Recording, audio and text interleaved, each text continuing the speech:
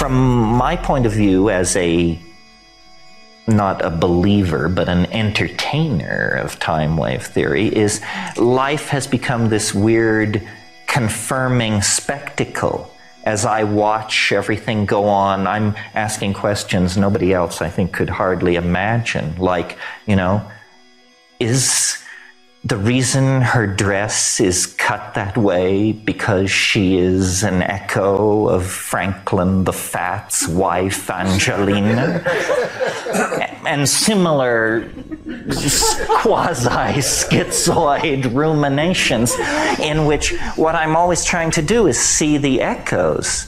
And I see people come to me and stand in front of me, and I see the flicker of Blake, or the crooked smile of Jefferson, or the glinty gaze of Sade, and it all comes mixed together. And then I find myself in situations which are rehearsals of other historical events. And other people do this, but they don't understand how it sounds to me. Like yesterday on our hike, someone kept saying, was it you? Was it you? Kept saying, the tribe marches south, or something like that, echoing the great pilgrimages in the history of South Africa, right? When various people moved south, the Great Trek. But then, of course, in American history, there are many great treks. And of course, what is history but great treks on one level? Well, so to the time wave informed mind, this seemingly trivial remark is incredibly rich, because in some way we are repeating the Great Trek. Everything becomes paradigmatic. Every action is somehow what it is, but also the morphogenetic ghosts of other times and other places. A human body incarnated in time is an extraordinary tool for understanding being and meaning. The distinction between adult and child is largely artificial. In other words, much of the world confuses me. Much of social situations, sexual dealings, drugs, I find myself wishing somebody had educated and explained it all to me. You don't ever suddenly understand, we all carry with us into life blank spots in our understanding. So I consider myself at age 50 to be in a state of prolonged adolescence and ever learning and assimilating and passing on to young people, which is, I don't say child, I don't say adolescent, I say young people, whatever I know, and learning from them similarly to get connected up. My life is like science fiction. I feel, I don't know, the word trapped is slightly paranoid, but I feel enclosed within something like a Philip K. Dick novel. With the advice of Phil K. Dick, James and Nora Joyce are actually running my reality. I don't know about your reality. The tension in my personal life is I was an odd vessel for this job. I am an extremely rugose and tormented creature, a double Scorpio and Catholic upbringing, and I see every situation from 15 points of view, and I can't get rid of it. I can't get rid of this the complications in existence. And so what it's come down to for me is I've had to realize that it's very hard to do shamanic research and be a missionary and a propagandist. But so that's my dilemma, how to do what I've been doing for years, which is the only thing I understand, is talking to people and that sort of thing. I would starve under a bridge if I couldn't do this, because I'm too something for organizational or institutional life. Everything I am and have discussed with you and so forth was developed away from the public eye. And the other thing is, being a public figure is a really stupid thing to be. You participate in some of the sleaziest and most tainted machinery of the culture, and you see how people are manipulated. You see what the cult of celebrity is and how people are invited to disempower themselves in its presence. My function is to sort of serve as an information nexus for data on psychedelic plants and chemistry and narrative, and to sort of encourage people to explore their own minds and so forth and so on. It's been said that of all cultural institutions, the classroom has changed least in the last 200 years. Things are pretty strange in this world, and people do it many ways, and you are just an atom in a galaxy of possibilities, and your opinions and your science and what I think and all that is just so much noise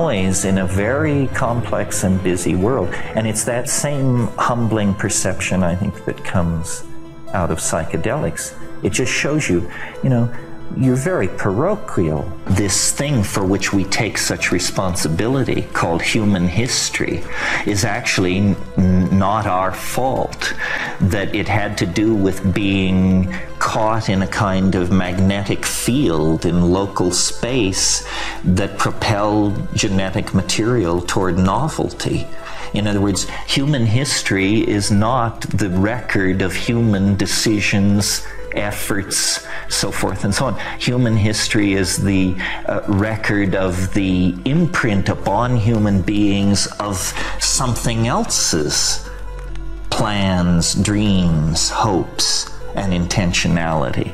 That about 5 million years ago, give or take a million, choose a number, the quietly carrying on primates of Africa fell, if you will, like under the spell of something. They could smell something in the air, like 25,000 years or 250,000 years in the future, but they caught the odor on the air. The wildebeest didn't, the gazelle didn't, the lion didn't, but the primates did. And one thing led to another is about what it comes down to. One campfire speculation led to another. One decision to push beyond the normal limits of the tribal turf led to another. And at the behest of some wavering image, some immense protean thing. I mean, for most of human history, it's just been simply called God. But I don't think it's the God that hung the stars like lamps in heaven, as in Milton's phrase. That seems a bit much to ask, since the universe is vast. I mean, galaxies like grains of sand, and so whither you and I. But it may be that there is a kind of local God, the God of biology. A God for whom the fate of the earth is of extreme importance, not one of myriads strewn across the light years, but the entire playpen and investment. And this Gaian mind, if intelligence could emerge in us, it could emerge in some other form, and perhaps we're wrong to expect it to always emerge expressed through technology and language in a particulate species. If that's how it always does it, then nature waited a long time to play this trick. In other words, for 600 million years, the conquest of the terrestrial environment by life has been underway. Well then, is it only in the last 6 million years that anything like intelligence would emerge? And then only in one species? Because nature is incredibly redundant. Any strategy which works is usually iterated again and again and again. Well, then people say, well, dolphins and this and that and the other. Maybe. Or Perhaps, new laws are new domains of potential openness are occurring as the universe ages, and complexity previously disallowed is now possible. And we are that complexity. We are nature moving out of its genetic phase, a phase under the control of chemical genes, which are physical structures, into an epigenetic phase, a phase of culture ruled by codes, transformable, culturally confined codes, mathematics, religion, philosophy, art, dance, humor. For what purpose? Well, who knows? As I said, there are people in Silicon Valley who go to work every day believing they serve the great work. And they refer to the great work as the passing on of intelligence to machines that can appreciate it. It's wasted on a monkey. They are scum.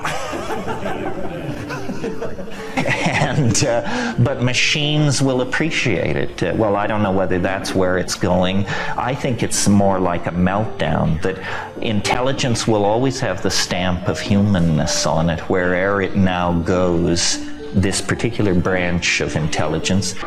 Remember when I said the entire conquest of life on land occupied the last 600 million years and it was almost a straight curve into novelty? Here it is again.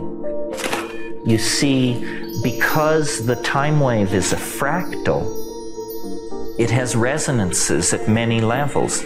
The same patterns occur on many, many levels.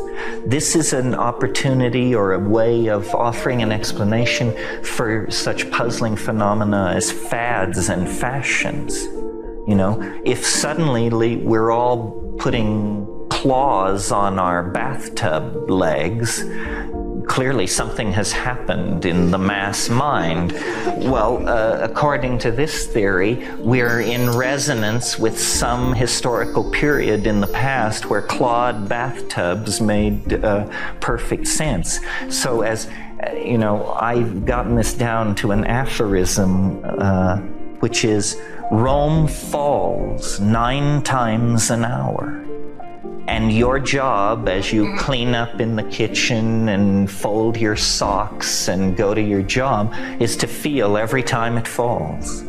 And everything else happening. Everything happens 9 times an hour and once a day and twice a week and 3 times a year. It's all going by on different scales. And what the actual experience of being alive is being embedded in this standing waveform of temporal interference. In linear theory, the most important moment in terms of its effect on this moment is the moment which just preceded this moment. But in this theory, it says, no, the most important moment shaping this moment is a galaxy of moments scattered through time, some of them millions of years ago, some of them seconds ago, some of them centuries ago, and together they create the incredibly rich, affect-laden environment that we call being a thinking human being paying attention. You see? So in the same way that the conquest of terrestrial Earth by life forms occupied a curve like this, so too did the Greek-initiated rush toward natural science and global civilization. They followed a similar curve at different scales. A social movement is only the sum total of individual attitudes. For example, the 60s in the US, what made that so crazy was the government wanted to fight a war which the people didn't want. So it was a moment where the government really wanted the people to pull together and follow it down this certain path. And instead, the children of the war planners were manufacturing LSD and giving it out at college. And they said, and that just enraged them because it eroded this consensus that they were trying to build. A democratic consensus for war is as ugly as a Nazi consensus for war. I mean, you get people in stadiums chanting death to the enemy. That's an ugly sight, no matter who the enemy is and no matter who the people doing the chanting are. And for that kind of mass-mindedness where people are actually ready to die for some bullshit trip they can't even understand, you have to have a kind of mass hysteria. And psychedelics cause people to say, you know, I mean, like, take Vietnam, for example. Vietnam, you want to go kill some brown people and then die in a ditch with your brain shot out and you're 24 years old? Does that sound like fun? No, but if you listen to enough political demagoguery, it sounds like you'll be a man, you'll, you know, it's insane. There are all kinds of situations in which the goals of society do not serve the individual. This is something we talked about on the first day, and it's a funny message to give anywhere in the world now, and maybe even slightly odder in South Africa, because there's so much stress here on cultural identity. And everybody wants to think they're a tribe. The Afrikaners, everybody. But culture is not your friend. Culture is, it's like a Masonic order lurking around that wants to induct you into a bunch of weird ceremonies that you may not really be comfortable with. You know, I think when you get to be approximately my age, and maybe some people get there sooner than I did, you begin to realize all this, that so much of social existence is an inconvenient con and an intrusion on your identity and your freedom, and then you just say, well, I'm not going to do it anymore. I may not even work as hard as you want me to, and I'm certainly not going to fight your wars, and I'm not going to design your war machine, and I'm not going to joyfully pay your taxes, and I'm not going to affirm your community values. Piss on it, you know, con 20-year-olds, but I've been through it, I've had it, I've been around the block too many times to once again be led into the alley by the government and the church to be beat up on. And the great thing about the youth culture is I think they're figuring this out without putting in 30 years in the corporation, the army, the university, and all that other bunkum. It's baloney. And, you know, we are very uncomfortable. I mean, yes, we have Mercedes and we have jacuzzis and we have this, but is it worth it? Does it make you feel, you know, can you face yourself in the mirror? You know, they want your life and they pay in garbage. They have no other medium of exchange to pay in. All they can give you is stuff. All they can do is appeal to your object fetishism.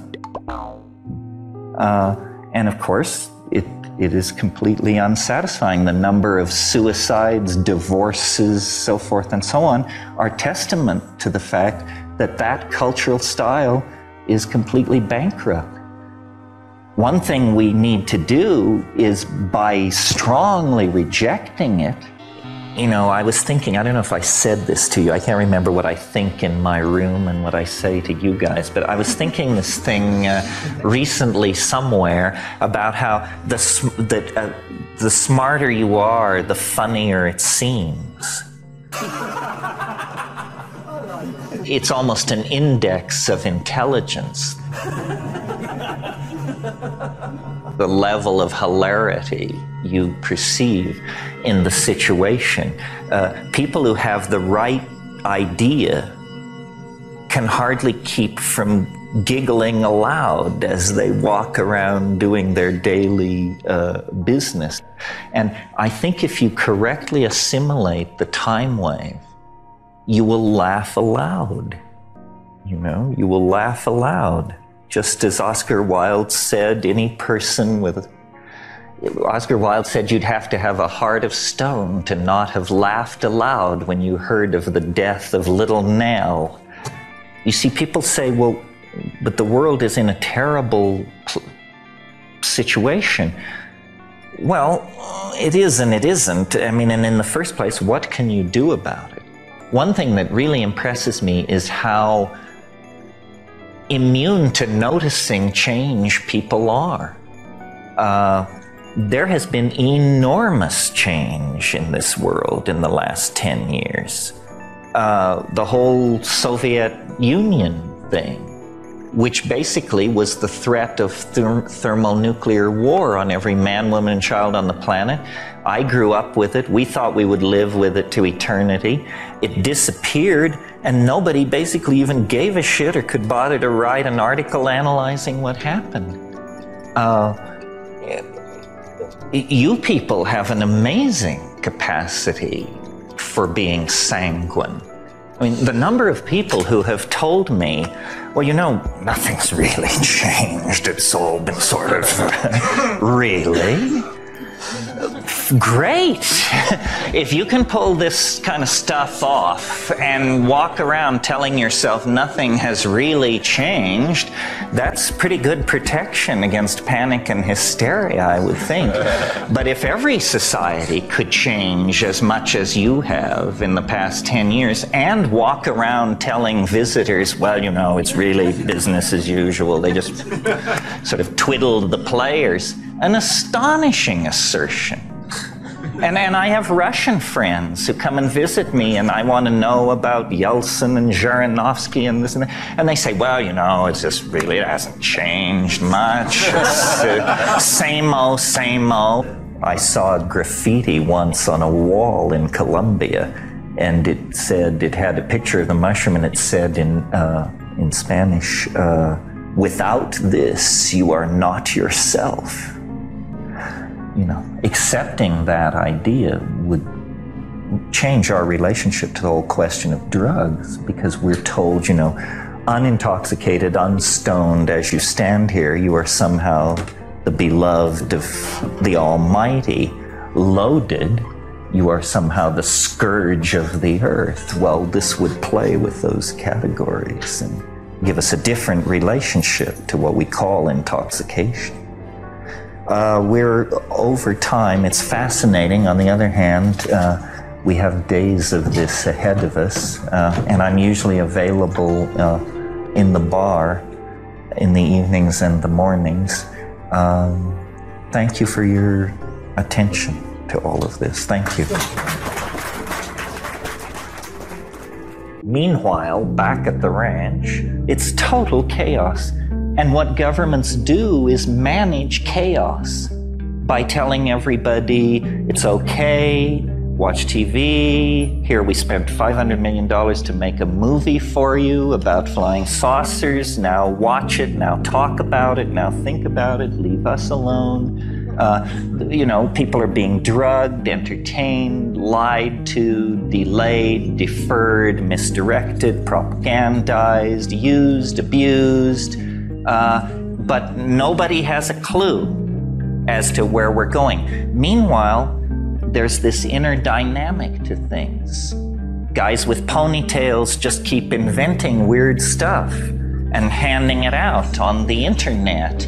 And other guys and women keep making strange substances and peddling them in remote parts of the world.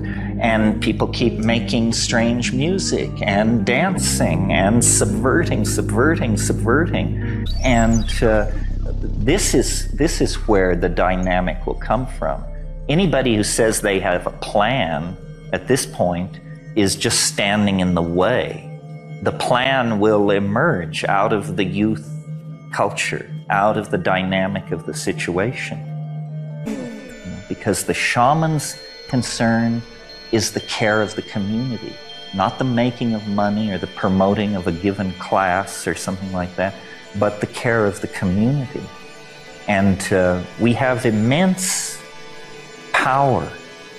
We, human beings, have immense power and immense goodness in it. But standing between us and the goodness is the trauma of the historical experience. And to overcome that, we are simply going to have to change our minds.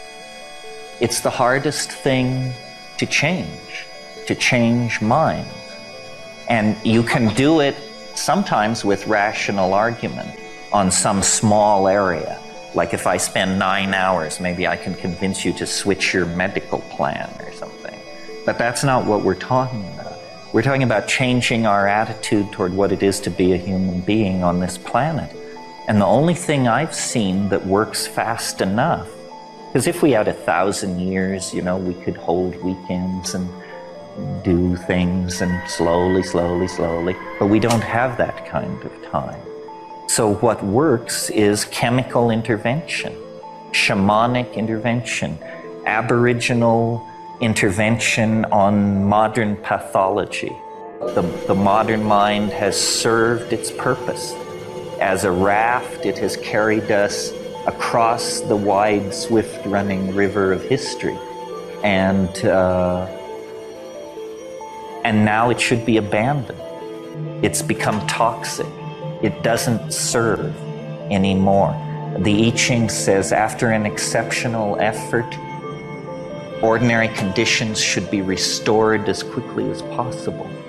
And I think ordinary conditions need to be restored on the planet. And what it means is, you know, dialing back population numbers, disparities in populations, dialing back agriculture, impact on the land, a retreat from the brink of a historical apocalypse created by overpopulation and resource abuse and untrammeled militarism and dominator politics. And the thing that is critical here, and why all governments are nervous in the presence of it, is the psychedelic experience in the environment of youth culture and technology. It just is, it's a dagger pointed at the heart of the old, discredited, and defunct cultural style. And so that's why psychedelics are somehow, I think, a kind of inoculation against paranoia. Paranoia is a failure to perceive the pattern, and instead then to impute, to guess at the pattern. You say, well, I guess the Pope must be running things, or I guess it's the CIA doing it, or something. It means in the absence of understanding, you falter, and then an error of thought. There may be evil in the universe, but what a rough row it has to hoe. You know, I wouldn't bet on it, that's for sure, because the appetite of the universe is for connectivity, novelty, light, meaning, identity. And I do think that optimism is going to be necessary to create a better world. That, you know, pessimists cannot make a better world. Marxists were pessimists, fascists were pessimists, and what they created was nightmarish. So, but then say, well, but we need realists to create a better world. Well, but realists in the modern form tend to be rather down because they're factoid freaks. If I believed this world were controlled by governments, religions, bankers, and large companies, I would be freaked out indeed, slipping from their grip. They have worries, they're poring over maps, they're looking at computer projections, saying, you know, what the hell are we going to do? So they're not gaily conspiring to run the world, they're frantically planning to try and hold on to their own pathetic bit of turf before it's wrest from their grip.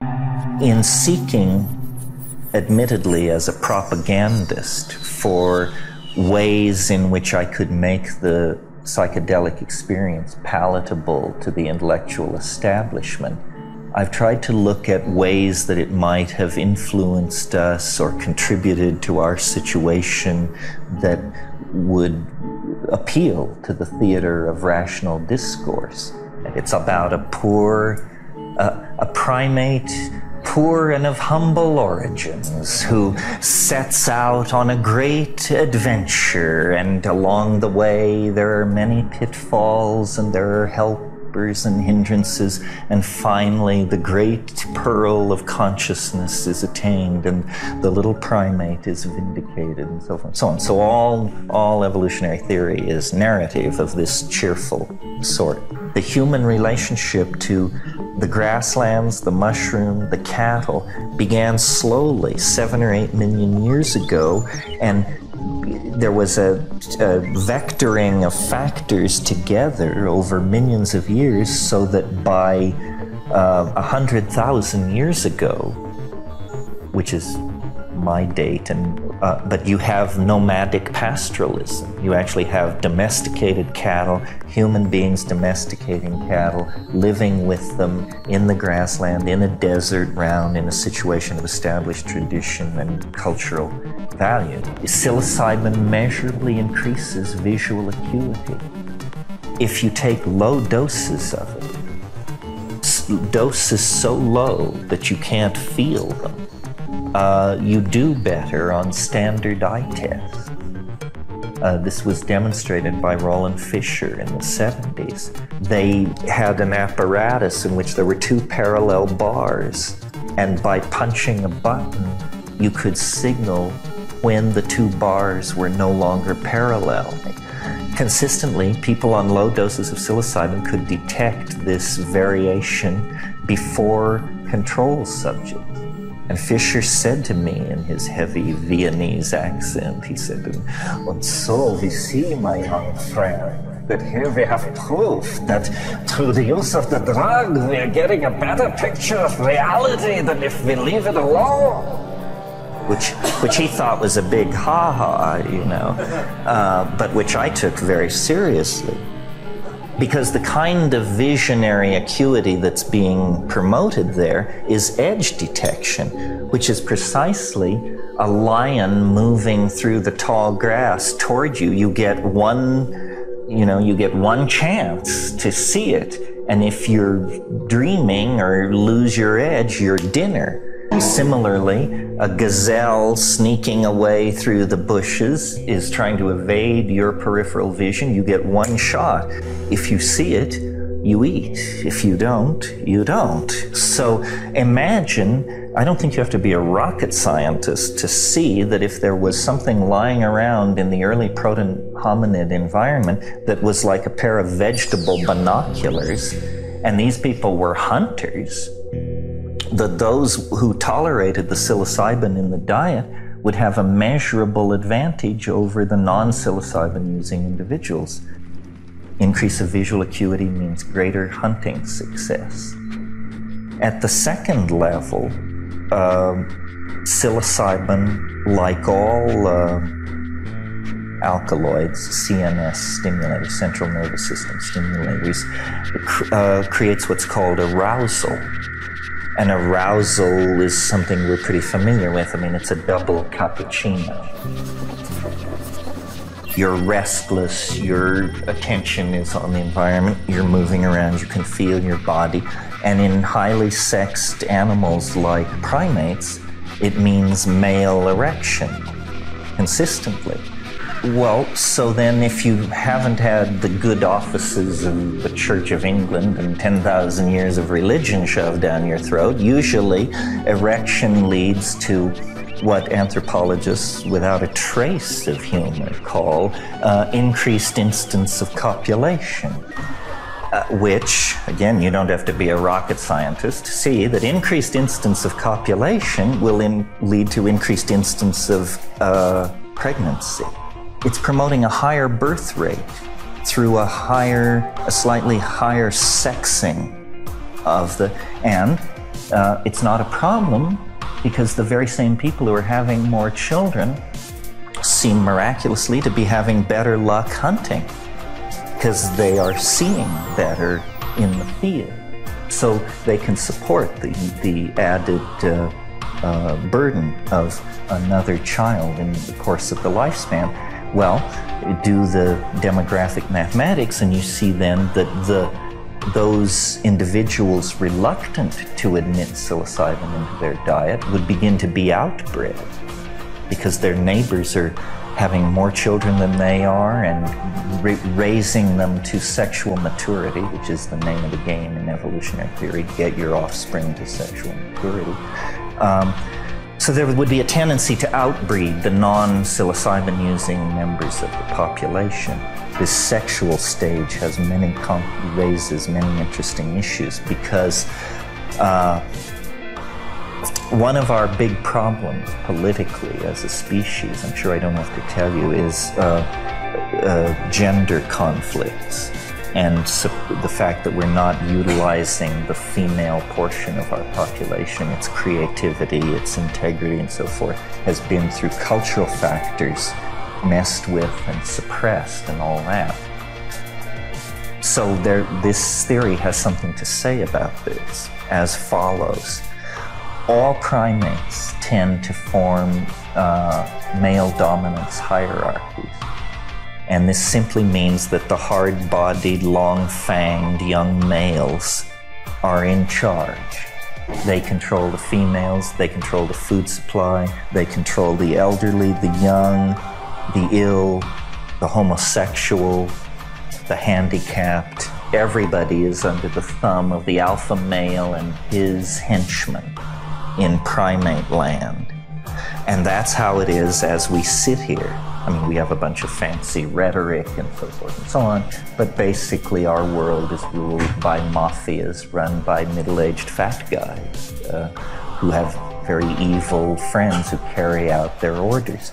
But we have a lot of conflict about this. Why is it even an issue? Why don't we just accept this level of brutishness? The psilocybin has a very interesting effect on sexual expression. This raising of the level of sexual tension or activity, this arousal phenomenon, in the presence of a psychedelic, which is dissolving boundaries, you can tell by looking at human culture that our sexual behaviors are not under genetic control. And what I mean by that is this most important of all matters in evolution, how we have sex and how we propagate and how we choose mates, there's no rules in the human world. We have monogamy, we have polygamy, we have polyandry, we have cultures where brothers share brides. This is assumed, this is culturally validated. Very interesting that this most important matter is culturally determined in us. Apparently, in the primates, in the advanced primates, the sexual expression is at what I would call near a point of disequilibrium. You know, push somebody just a little bit this way and they're a rabid monogamist. Push them just a little bit this way and they're swinging every Wednesday and Saturday night. The point of all this is our sexual expression is so close to this disequilibrium point that the acceptance of psilocybin into the diet changed the pattern of male dominance. And for perhaps 100,000 years, male dominance was chemically suppressed by an item in the diet. not genetically removed, but chemically suppressed. And I believe that a chimp style gave way in human beings to a bonobo style for as long as the psilocybin using ritual was maintained. Who knows how long, 100,000, 50,000 years. But the point being that it's in that window of opportunity that dance, poetry, theater, altruism, philosophy, astronomy, mathematics, music, everything about us that makes us human emerged in this situation of chemical suppression of male dominance. And I think a kind of equilibrium paradise was reached, where men and women were at peace with each other. And so what you do is you look for unsolved problems that this new approach might shed light on.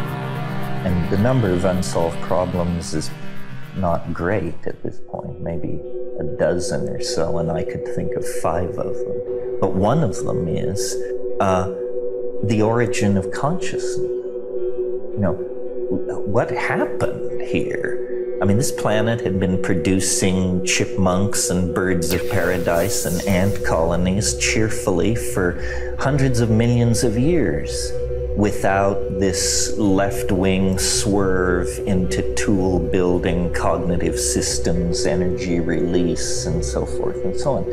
What happened? Why did the natural order admit of a creature as bizarre and as at apparent cross purposes as our dear selves? Well, then take away the winds of time, and let's look at an organism, a person, a rhinoceros, and anything. We can say then that this organism is a lower dimensional slice of time, in the same way that the dune is a lower dimensional description of wind. An organism is a lower dimensional description of the phenomenon we call time. And in fact, the mushroom said this to me once. It said, what you call man, we call time. And so it is therefore not so surprising that time, which is something we generate, it's not there in some physical sense. It's something made by bodies, by metabolism. And so it has the structure that it has because the DNA has, over billions of years, arranged itself to reflect the modalities of the medium in which it finds itself. Is that not seemingly obvious? So time as we experience it is really the time of our own genetic material. And our genetic material's time model is faithful to the facts of nature because our genetic material was shaped by the architectonic, the dynamic of nature. So it isn't that we are decoding an occult Chinese oracle to suggest a revision of physical laws. It's that pictorially, or how do I want to say it, symbolically embedded in this Chinese oracle is the same structure that is symbolically embedded in our own genetic structure. It's just that from the I Ching, it is more easy for us to extract it. It's as though it's a Rosetta Stone into allowing us to decipher not the dynamics of the I Ching, but the dynamics of human organism and experience as it is modulated by the structure of our own DNA. And so in a sense, DNA is almost, you could say, a kind of hyper-intelligent being or community in which we are embedded with the illusion of our individual consciousness, but that what history is a kind of morphogenetic unfolding, not of the individual through embryogenesis and maturity, but a morphogenetic unfolding of the species through time that is under the control of something beyond the reach of rational inspection and the ego. How do things come into existence, and how do they maintain themselves, and how do they disappear, and what is the unfolding of the world as we experience it? My approach to all this had just simply been to take a what can you show me approach. A real index of intelligence is humor.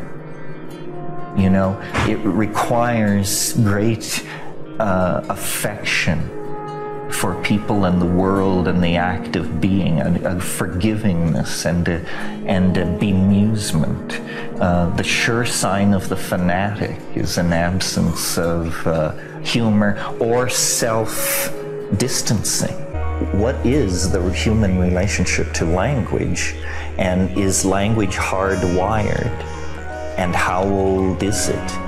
And I'm coming to the conclusion that part of our problem is always also our glory. Part of our problem and our glory is that we are thoroughly enmeshed in language.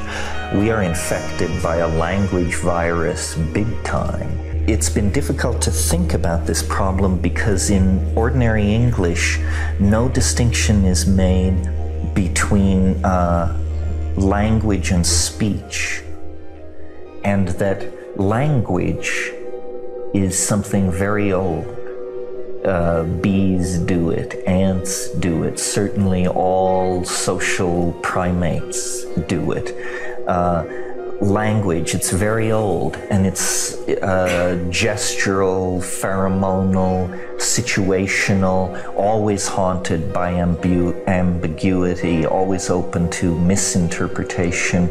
But spoken language is as modern as the bicycle pump. It is a technology. It is not basic to humanness. It's something somebody invented, probably in Africa, no more than 35,000 years ago. And it was essentially the most amazing parlor trick / technology anybody ever brought online. And what it is it's the ability to associate an acoustical signifier with an intention that it has no logical relationship to. It is simply an assigned relationship. And once it was invented, it has certain qualities that made it very hard to put it down. It's like the internet. In fact, it's part of that program of development. The previous forms of communication were gestural and touchy-feely and therefore very intimate. You couldn't make speeches. Literally, you couldn't make speeches. Spoken language works in darkness. This is a great boon on gestural communication.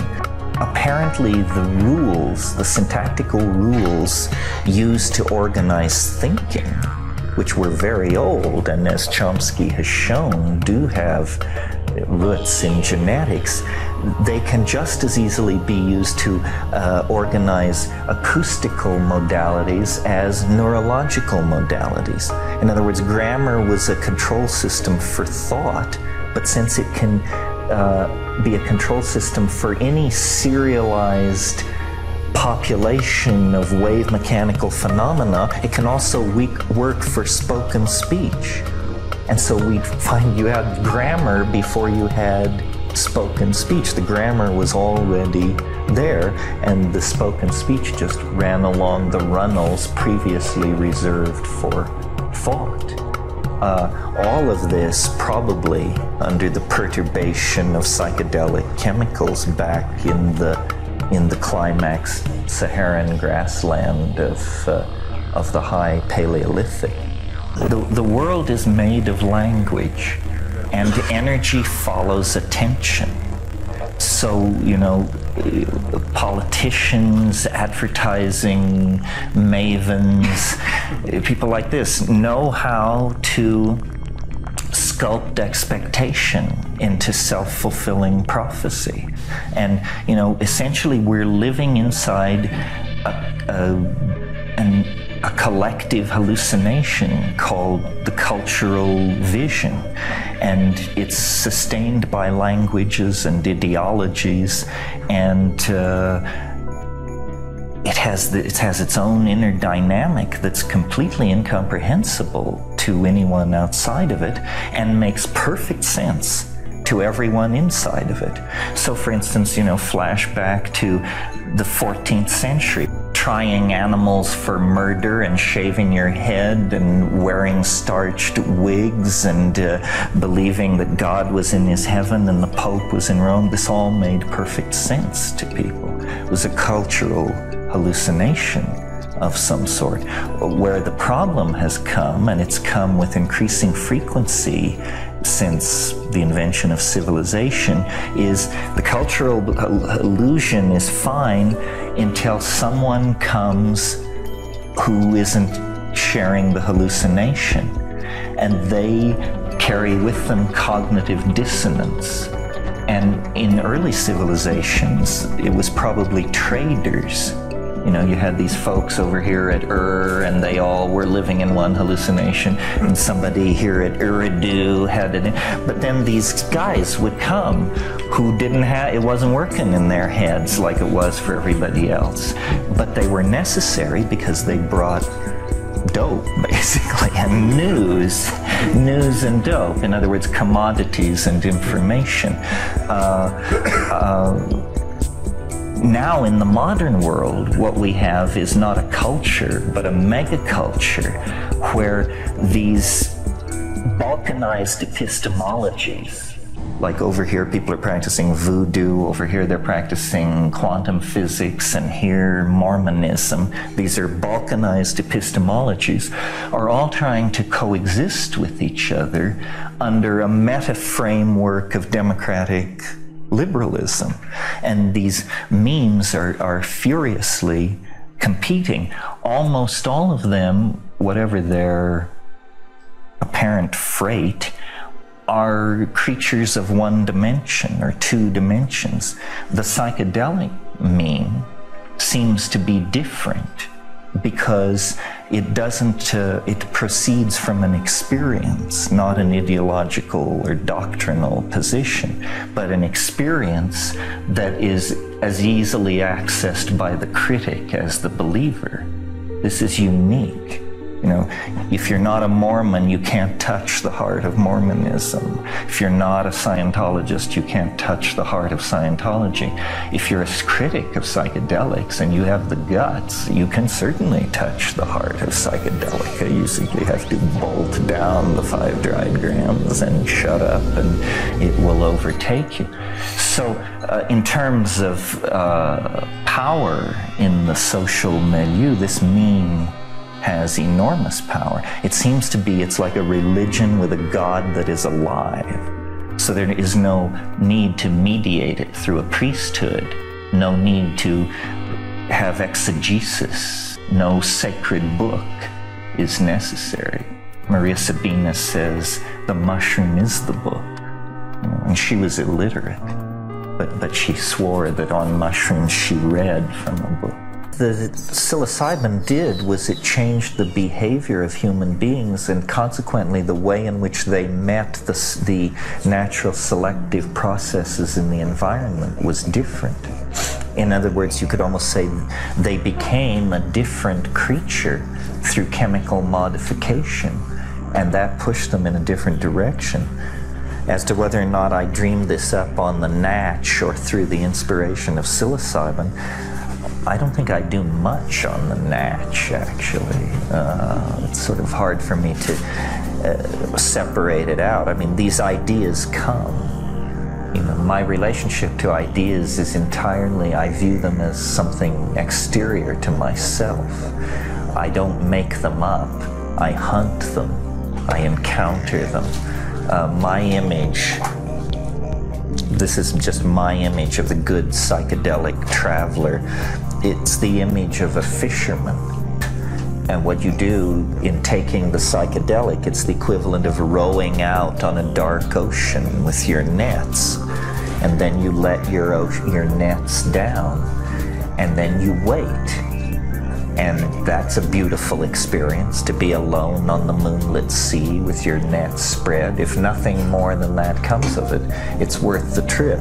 But every once in a while, something will blunder into the nets. Well, you don't want minnows, like, you know, a 5-hour meditation on why does your little finger just fit your nostril, and the technological implications of that. On the other hand, you don't want Leviathan. You don't want to be pulled to the bottom of the sea by something so appalling and beyond your cognitive ability to process that it just leaves you like somebody in an H.P. Lovecraft short story, only able to gibber and weep in your locked cell. You don't want that.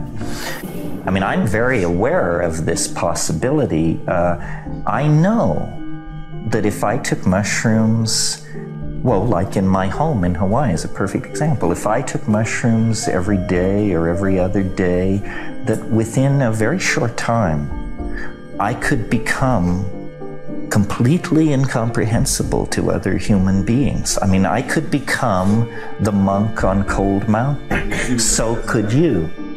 Nature speaks through each one of us and attempts to completely download its essence. And if the best you can do is draw a circle, that rests, that counts. Better would be to draw a circle with a cross in the middle.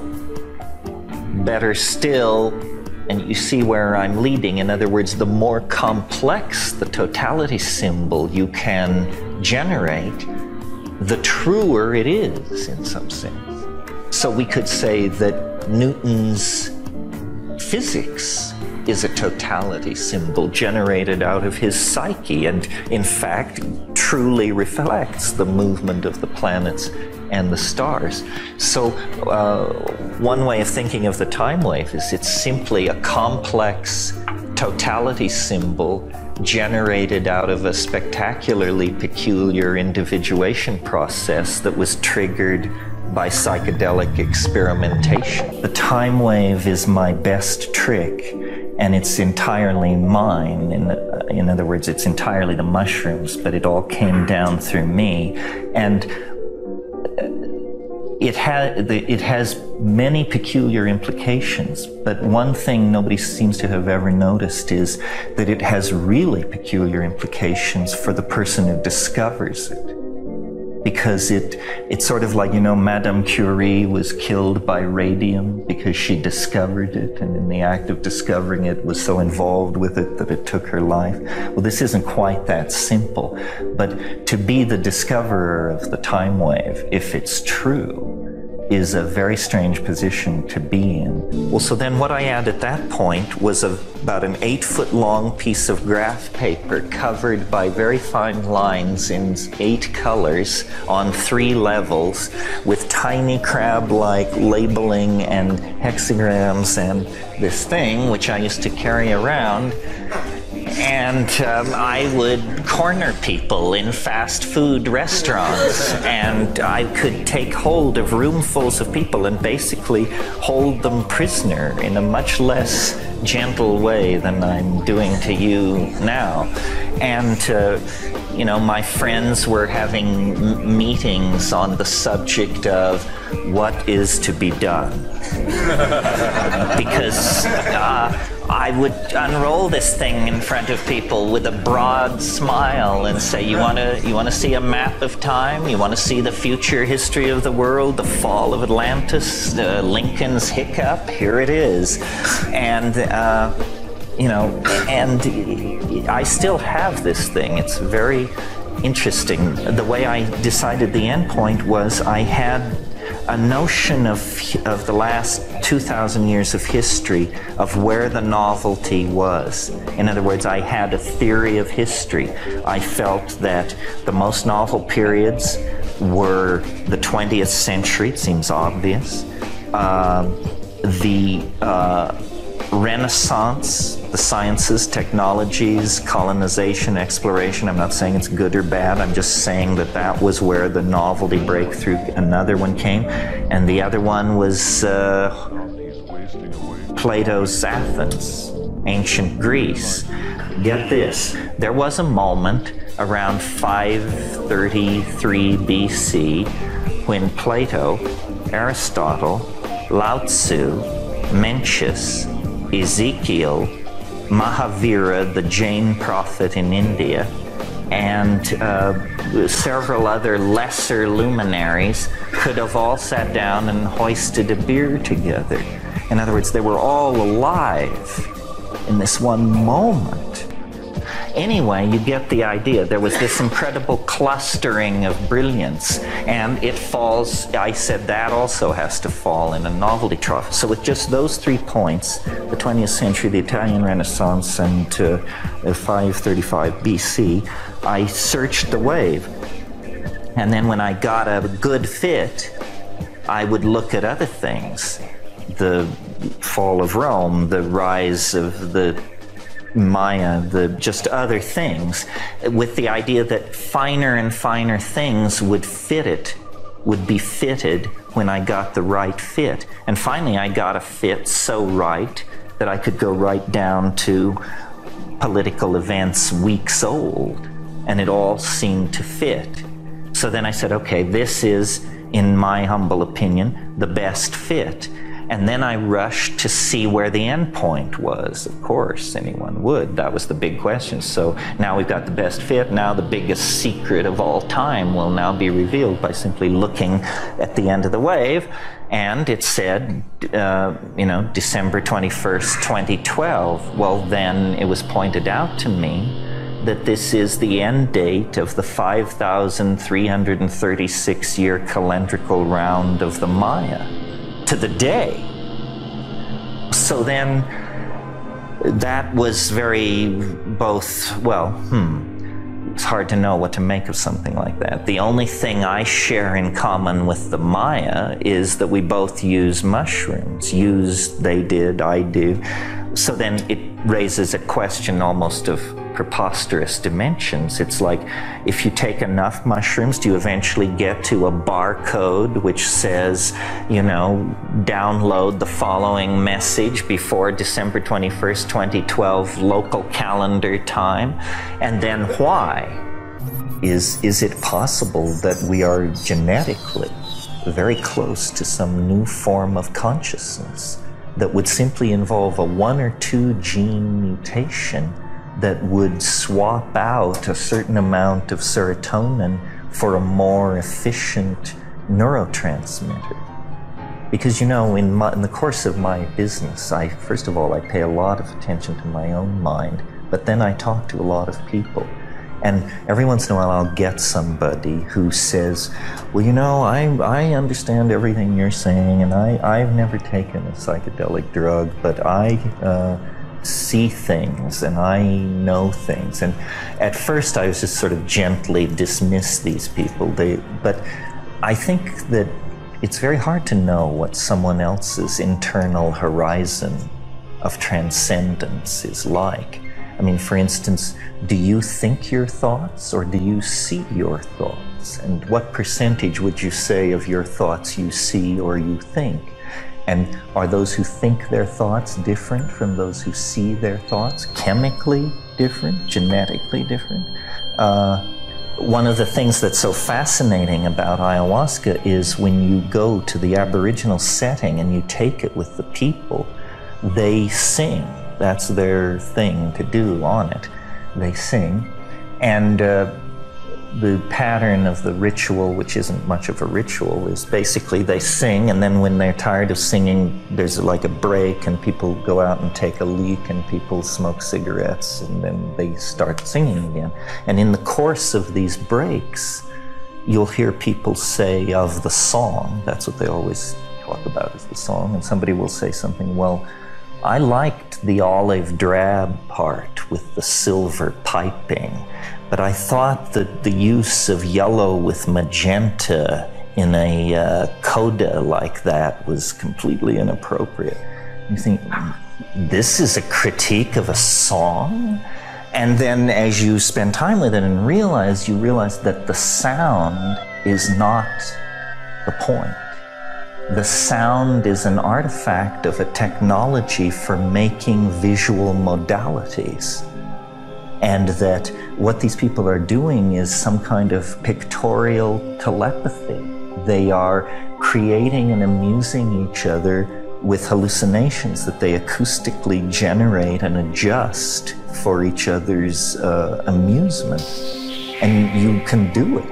It's something ayahuasca makes possible, so that you can sit in a darkened room and project a tone like,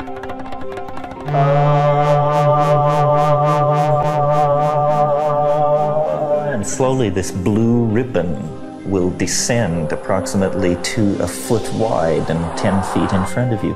And then by varying it, you can make a change, and you discover a grammar between acoustical production and visual effect. And you quit, within 10 minutes, you're jamming, you've got it going, you've set the tone. So what's happening there is that under the influence of this substance, these plants, which mimic humoral substrates, a synesthesia of a very profound sort is taking place. You're seeing sound. And there are aspects of this that are profound in the sense that intention is now beheld rather than being heard. You see, if you use acoustical language to communicate, notice that is small mouth noises. And the idea, for instance, right now, the idea that I'm communicating with you depends on a very dodgy concept or assumption. It's the assumption that our dictionaries match. And our dictionaries don't match. Why should they? You went to school one place, I went to school another place. Your experience is different from my experience. But we must make this assumption in order to even play at communicating. One of the most uncool things you can do in most communicating environments is to stop the show and say to somebody, "Excuse me, would you explain to me what I just said?" And then people go ashen because, there's not the chance of that. And then the whole game breaks down and it's exposed that, we might as well be sending smoke signals. But if you could spatially and visually communicate in a kind of sculptural mode, the level of ambiguity is inherently reduced. We no longer are relying on a shared dictionary. We are both contemplating the same object. As an example, this could be argued against by a maniac, but I think the point is fairly clear. If I read you a paragraph from Proust, let's say, then we could spend the rest of the afternoon talking about what does the author mean. But if I show you a piece of sculpture, we walk around it, and its implications may require discussion, but its essential being as an object is much more unambiguous. So I think part of the evolution of consciousness, our subject for today, I remind you, is a refinement and a filling in of language. A new dimension of linguistic robustness can come out of the psychedelic experience to make communication a more telepathic and synesthesic phenomenon. We who are the rational skeptics who are out of the loop on this one, something is going on, something very much like communication between human beings and plants. This is what I call the Gaian mind. And it's what we have lost contact with through our civilized lifestyle and our avoidance of wilderness and our insistence on media overload and so forth and so on. But you know, if you go into the wilderness, even without psychedelics, alone, and stay there days, people say, well, one goes mad. Well, what they mean is one experiences phenomena that are not socially acceptable in the context of civilized existence. The trees do whisper their secrets. The river does tell its story. And this has been studied even. There's a book, I can't remember who wrote it, called The Felt Presence in Unusual Environments. And it studies, everybody from New Guinea Highlanders to New Yorkers.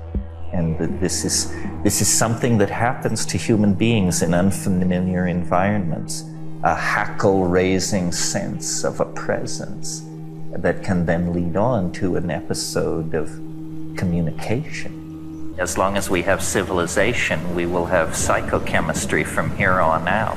So it's up to us to manage that.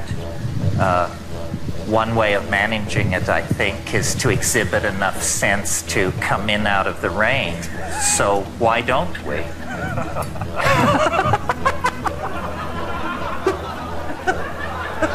Doesn't that seem like a reasonable high consciousness move at this point? I think this is impossible, Schwan. Okay.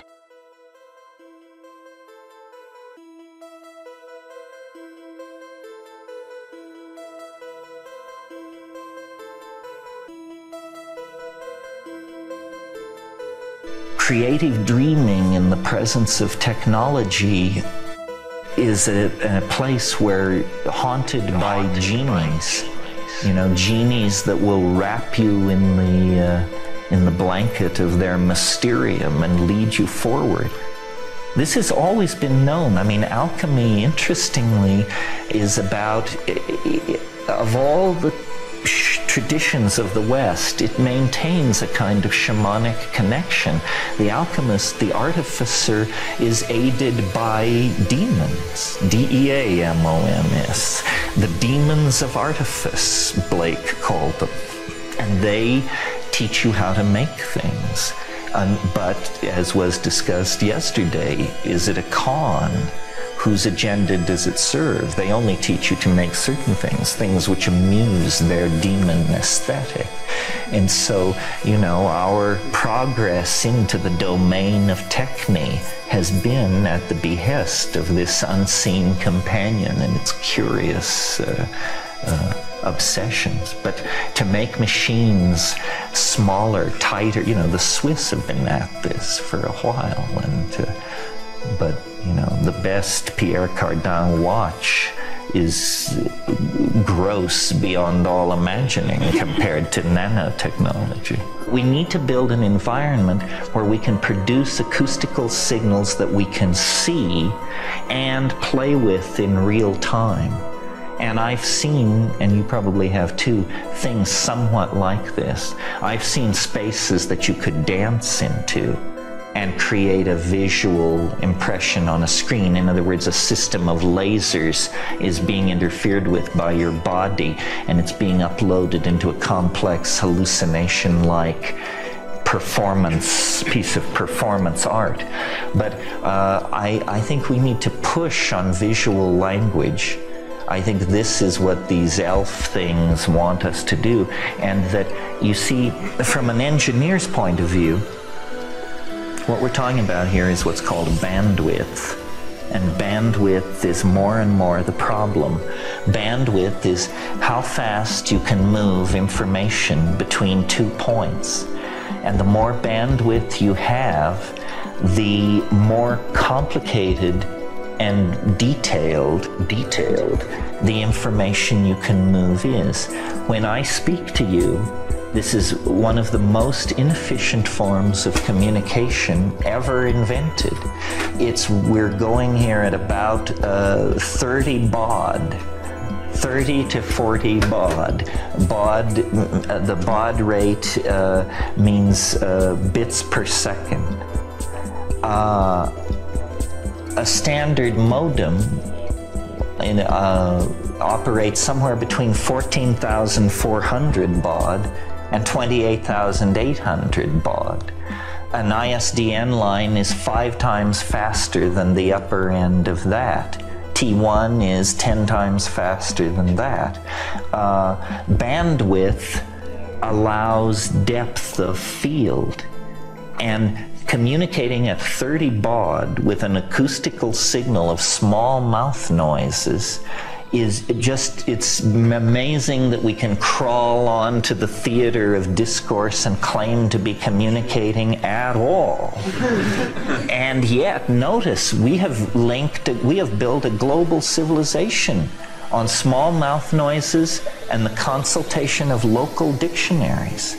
In other words, we don't even have a shared sense of meaning.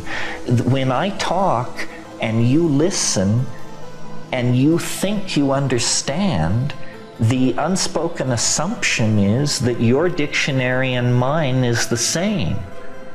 And since we're all English speakers, it's maybe 60% true. But since you're of one tribe and I'm of one from the other side of the planet, we don't even have the comfort of local associations. And so as you listen, you strive for a kind of internationalizing of your dictionary. And as I speak, I try to be as non-colloquial and self-referential as possible and speak a kind of standard international English. My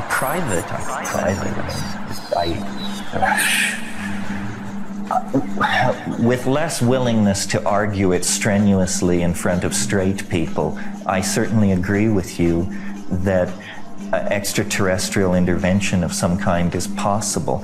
I'm uncomfortable with arguing it because my fellow extraterrestrial enthusiasts are such a disgrace to intellectual discourse.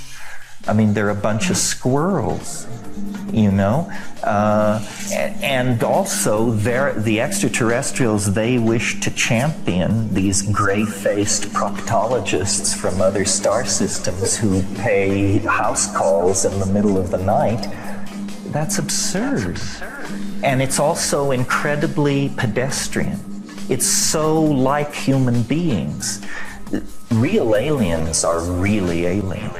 They don't care about our reproductive processes or how much coal we're mining, or they don't want to take a piece of tissue out of your belly button or anything like that. They're so alien that the trick is to even establish any commonality of interest whatsoever. So there seem to be two things happening. A very subtle penetration of human consciousness and institutions by a very alien something, which may have its roots in the organization of the human psyche, or may have been spawned yonder of Zenebel-Ganubi. But whatever it is, it's subtle. Meanwhile, there's something else going on. A kind of syncretic religious hysteria based on unbalanced personalities willing to put forth fantastic paranoid hallucinations that they gather other soft-headed folk to their flock, and then this becomes a source of epistemological degradation in the cultural dialogue, because these people are bananas in some sense, you know. And interestingly, highly phobic of psychedelic drugs. I mean, I have made the mistake of agreeing to speak at UFO conferences. And, you know, it's the most bizarre and regimented group of people. I mean, I don't know how they manage it. First of all, the faith is that metal ships from other star systems are visiting this planet to help us with the culture crisis. I mean, it's 1940s male engineering mentality, and it's Flash Gordon's suit. And if you suggest anything about a psychic dimension to it, or, oh, well, you're one of those people, and it's just completely dismissed. And you go to these UFO conferences, and you go into the exhibition hall, and at table 1, Commander Zero of the planet Themidia has his plan for mankind. 12 feet away at table 2, the Zeta Reticuli people, an entirely different message, different. Table 3, the Palladians, they're big, and you say, what happened to what's called the principle of parsimony? You understand what I mean? In other words, well, the principle of parsimony says the simplest explanation should always be preferred unless evidence accumulates otherwise. This sort of leads on to a minor obsession of mine, which is, it has to do with this raises the issue, this whole question of the paranormal. And psychedelic people are of many minds about the paranormal. Some psychedelic people feel no need to entertain its existence at all. Others are constantly consulting pendulums, so forth and so on. In the matter of anomalies, I've found a nearly foolproof way to get to the bottom of any given paranormal claim. But people don't like my method very well. It has to do with concentrating on the personality of the witness. We are incredibly naive about the phenomenon of witnessing. So, say, this afternoon I go on a hike by myself up into the sandstone, and then I come back wild-eyed at evening and say that I saw a ship of some kind, and then I tell you a story. I dare say, probably, you would believe, in some sense, this story. But why should you? And in fact, how much do you know about me and my need for self-esteem, my history of lying, my history of having strange things happen to me, the fact that I was molested by an uncle at age 11, wasn't everybody, this kind of thing, in other words. And so constantly people are telling me about, or reporting in the media, stories. A flying saucer was seen over village so-and-so last night, reported by several residents. But it's this kind of reportage assumes that people are like cameras. But people are not like cameras. People are nexi of psychological complexes, fears, self-doubt, delusion, illusion, religious upbringing, so forth and so on.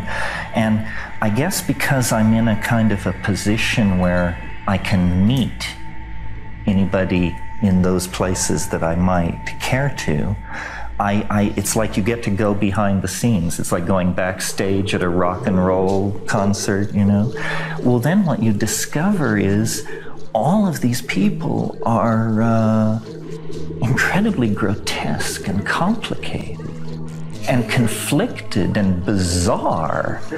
And, to think of them as Joe Ordinary cheerfully explaining the aerial phenomenon, the past stories, it's not how it is. I mean, these are people who've, earlier were into Wicca and then spent some time in a tantric ashram in Uzbekistan, and later had an affair with the Iranian ambassador's daughter, and they were running heroin from Nigeria, and he had to do a little time in Djibouti. And you just realize, these people are so complicated that any story told, it definitely serves many, many agendas. And, you specifically mentioned Whitley Strieber. He is a very, very, very peculiar person. You have to spend no more than 3 minutes with him to realize that that the issue is the person telling the story. And I found out with crop circles and with lots and lots of things, you know, drag in the witnesses and don't ask them what they saw. Ask them what kind of childhood they had and what their religious upbringing was and how, you know, what they think about Atlantis and stuff like that. And it begins to unfold in sort of a different way. We're very naive about narrative, and we're very naive about reporting the world to each other. We don't understand that if you apply consciousness to any single thing, it gives way to a spaghetti of ambiguity that down at the quantum mechanical level, everything turns into everything else. Well, so simple stories and simple thoughts about them are usually so low definition that the meat of it, the meaning, is somehow betrayed. The aliens of psilocybin are much more alien. You know, I mean, they're not hominids. They're not interested in how many atomic power plants we use or how we excrete or reproduce. They're really alien. And the trick is to know when you're looking at it. I mean, that's always the trick. I have often in my mind the image of the world's largest radio telescope is at Arecibo, Puerto Rico, and it's used to search for extraterrestrial radio signals. And it's so big, this massive metal structure, that it's hung in a round valley on these towers so that it can be manipulated. And it's hung in this round valley that they scooped out with bulldozers and made a perfect bowl. And then they planted grass under the telescope in this bowl, and they put cattle on the grass to keep it short. So here's the world's largest radio telescope staring out at NGC 3264 with a 6 billion channel signal analyzer, searching the noise that drifts between the stars for some clue to extraterrestrial intelligence. Meanwhile, 200 feet below the telescope, in the dung of the cattle, perfect specimens of Stropharia cubensis are proliferating furiously, being gathered by the locals and sold to tourists who talk to extraterrestrials back in their motel rooms. To my mind, what shamans are, on one level, is people who, given local language difficulties and so forth and so on, but people who can see the end. A shaman is one who sees the end. How do you see the end? Well, you have to go stand in a very high place, dimensionally speaking, drug-wise or ordeal-wise. In other words, from the high peaks of hyperspace, the end is just over yonder. But once you can see the end, it makes you into a different kind of person. My prediction is that as we approach 2012, things will just get nuttier and nuttier and nuttier. And this is why part of my message is all about clear thinking, analytical razors. Don't go running off after Babaji this or Mother that, you know, because as we get, the way I think of the eschatological object at the end of time, the attractor is, you know, those mirrored balls that they hang in clubs, rave clubs, that they spin, and then it throws myriads of reflections on the wall. Well, as we approach the attractor, it gives off, in alchemical terms, scintilla, sparks, which are distorted images of itself. And all culture is a distorted image of the eschaton. I mean, when we reach the eschaton, we will discover we are the eschaton. There will be no sense of there'll no handshake exactly. When we reach it, we will discover we are it. So our aspirations toward good and evil and all this, everything is just going to be exacerbated to an excruciating level of intensity. And, you know, people all around you will be converting to cults, taking drugs, piercing themselves, having transsexual operations, religious experiences, inheriting money, losing money, getting diseases, getting cured, having channeling experiences, just endless, this stuff. And until we reach, and then there will become, as when you break through the sound barrier or something, in 2012, I think, it's like, wow, you break through the history thing. History, which has been, you know, when you fly a supersonic, the Q force goes up, up, up, and then it just stops and it falls, and you break through, and now you're doing 780, 790, 800, 810, 820 miles per hour. The sound barrier is behind you, and the ship just moves like greased lightning. Well, after 2012, I'll be 65, 30 days before the end date, and I just think the intellectually decent and correct thing after dominating this rap for 45 years would be to retire.